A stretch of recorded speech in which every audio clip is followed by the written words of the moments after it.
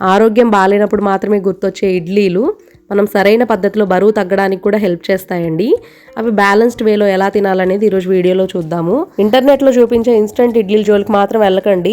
Upma రవ్వలో Eno వేయడము, baking soda, baking powder ఇలాంటివి వేసి చేసుకుంటే ఆరోగ్యానికి ప్రమాదకరం. మన ట్రెడిషనల్ పద్ధతిలో బియ్యం, మినపప్పు నానబెట్టుకొని రుబ్బుకొని నైట్ అంతా ఫర్మెంట్ చేస్తాం కదా, దాంట్లో ప్రోబయోటిక్స్ ఎక్కువగా ఉంటాయి. రైస్ యొక్క గ్లైసమిక్ ఇండెక్స్ కూడా తగ్గుతుంది ఫర్మెంటేషన్ ప్రాసెస్ వల్ల. ఇడ్లీస్ కార్బోహైడ్రేట్స్ అయినా సరే దాని కాంబినేషన్లో మనం కందిపప్పు, వెజిటేబుల్స్ యూస్ చేసిన సాంబార్ తీసుకోవడం వల్ల ప్రోటీన్ అండ్ ఫైబర్ యాడ్ అవుతుంది. నేను ఈరోజు సాంబార్ని బటర్నట్ స్క్వాష్ యూస్ చేశాను. ప్రతి మీల్లో మైక్రోన్యూట్రియంట్స్, మ్యాక్రోన్యూట్రియంట్స్ బ్యాలెన్స్డ్గా ఉండేలా చూసుకోవాలి. మ్యాక్రోన్యూట్రియంట్స్ అయినా కార్బోహైడ్రేట్స్, ప్రోటీన్, ఫ్యాట్లో కార్బోహైడ్రేట్స్ కొంచెం తగ్గించి తీసుకుంటే మనం ఈజీగా వెయిట్ లాస్ అవుతాము. ఎక్స్ట్రా ప్రోటీన్ కోసం ఇడ్లీ సాంబార్తో పాటుగా పల్లీ చట్నీ కూడా తీసుకోవచ్చండి.